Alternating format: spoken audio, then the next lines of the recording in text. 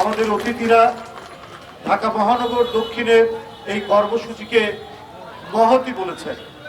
রাজনীতি মানেই পৃথিবীর বিভিন্ন দেশে আমরা দেখেছি, গণতান্ত্রিক উন্নত দেশে রাজনীতি মানেই হচ্ছে সমাজসেবা। কিন্তু এই গণতন্ত্রহীন দেশে, যেখানে গণতান্ত্রিক শাসন ব্যবস্থা ধ্বংসপ্রাপ্ত, সেখানে অধিকাংশ সময় আমাদের রাজপথে থাকতে হয়। না হলে আমাদেরকেও প্রতিনিয়ত আমাদের রাজনীতি করতে হতো মানুষের সুখ দুঃখের সাথে সম্পৃক্ত। তা আমি ঢাকা মহানগর দক্ষিণ বিএনপির এই মহতি উদ্যোগ, এই সাধারণ মানুষ, শ্রমজীবী মানুষকে তারা যে পানি দিচ্ছেন, স্যালাইন দিচ্ছেন, এটা নিঃসন্দেহ এই সময়ে খুবই গুরুত্বপূর্ণ। গতকাল অফিসিয়াল টেম্পারেচার ছিল সারাদিনের গড় 39 ডিগ্রি সেলসিয়াস, কিন্তু মানুষের কাছে অনুভূত হয়েছে 41 ডিগ্রি। এটাও বলা হয়েছে ঢাকায় 41 ডিগ্রি কখনোই আমরা শুনিনি যে টেম্পারেচার এত উঠে। কারণ ঢাকার চারিদিকে নদী, একদিকে শীতলক্ষা, একদিকে বুড়িগঙ্গা, আরেকদিকে ধলেশ্বরী, আরেকদিকে তুরাগ নদী, চারিদিকে নদী বেষ্টিত এই ঢাকার নদীগুলি কিন্তু এখন ভরাট হয়ে যাচ্ছে, যেটি বলেছে। এটা একমাত্র লুটেরা গণবিরোধী সরকার থাকলেই তাই হয়। পৃথিবীর কোন দেশে নদী শুকাতে দেয় না যেখানে জনগণের সরকার আছে। শুধু কি তাই, আমাদের বিশেষজ্ঞ, আমাদের বিজ্ঞানী, আমাদের পরিবেশবিদরা বারবার বলেছে কয়লা পুড়িয়ে তাপ বিদ্যুৎ উৎপাদন করেন না।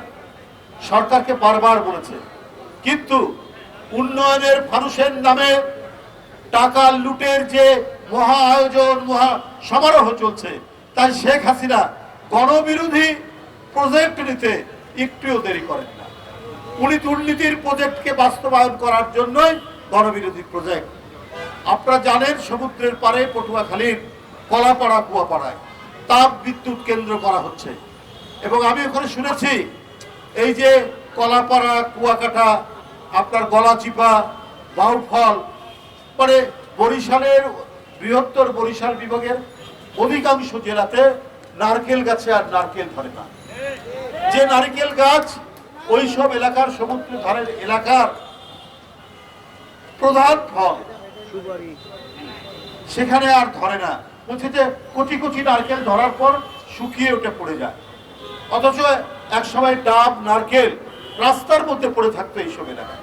কারণ এই যে কয়লা পুড়িয়ে তাপ বিদ্যুৎ কেন্দ্র হওয়ার কারণে আর নারিকেল গাছে নারিকেল নেই।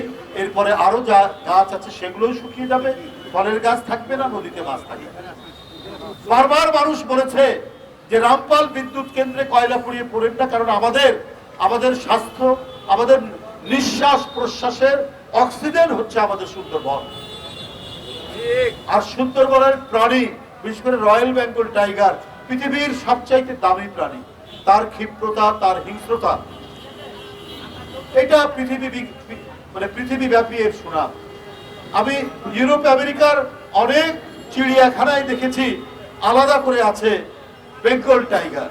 মানে বেঙ্গল টাইগার এত প্রসিদ্ধ, সেই বেঙ্গল টাইগার আপনি আর সুন্দরবনে পাবেন না।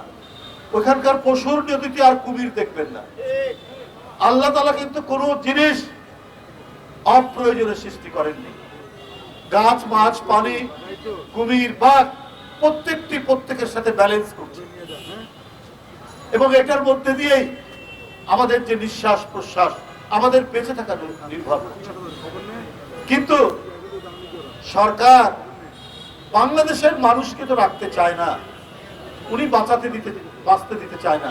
এই যে আমাদের ভাতিজা ইশরাক, অত্যন্ত জনপ্রিয় তরুণ নেতা, আর সুন্দর কথা বলেছে যে আবার কিছু কিছু জায়গায় রেশন খোলা হয়েছে। কেন? জিয়াউর রহমানের সময় থেকে ধীরে ধীরে রেশন বন্ধ হয়ে গেছে, আমাদের ফলন বেড়েছে, আমাদের উৎপাদন বেড়েছে, আমরা বিদেশে চাল রপ্তানি করেছি। ওই দেশ আজকে আদা কিনতে হয়, আজকে রসুন কিনতে হয়, আজকে পেঁয়াজ আনতে হয়, আজকে চাল আনতে হয়। কেন? এইটা শেখ হাসিনার ব্যর্থতা। প্রতি সপ্তাহে রসুন আর আদার দাম বাড়ছে। গতকাল রসুনের দাম যা ছিল তার থেকে আজকে 20 টাকা বেরিয়ে গেছে, 280 টাকা কেজি থেকে 300 টাকা কেজি। আদা আপনার গতকাল ছিল 250 থেকে 300 টাকা কেজি, আজকে হয়েছে 300 থেকে 350 টাকা কেজি। এই আদা আমদানি করতে হয় ডলার দিয়ে, ডলারের মূল্য ফ্লাকচুয়েট করলে আমাদের আদার দাম বাড়ে। এটা হচ্ছে ব্যর্থ নীতি, এটা হচ্ছে শেখ হাসিনার গণবিরোধী নীতি।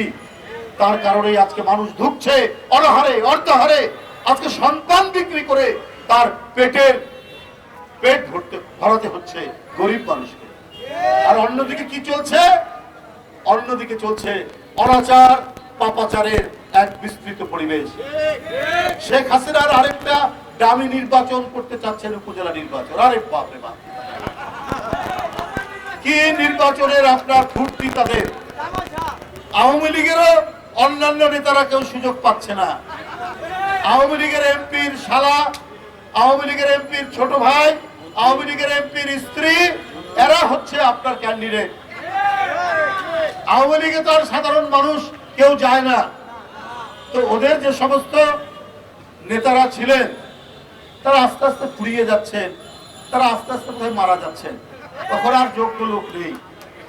আপনার একজন মন্ত্রী আছেন নাটোরের সিংড়া, তার পরম আত্মীয়, তাকে উপজেলা নির্বাচন করতে হবে। এই জন্য তার প্রতিদ্বন্দ্বীকে অপহরণ করেছে। যে গাড়িতে অপহরণ করেছে সেই গাড়ি থেকে রিভলভার পড়ে গিয়েছে, পুলিশ সেই ব্যাপারে নিশ্চুপ। আর আমরা যদি এখন একটা মিছিল করি, চারিদিক ঘিরে ফেলবে পুলিশ তার জল কামান দিয়ে, তার উদ্ধত বন্দুক উঁচিয়ে ফাঁকা ফায়ার করে বিএনপির মিছিলকে তছনছ করতে তারা দ্বিধা করবে না।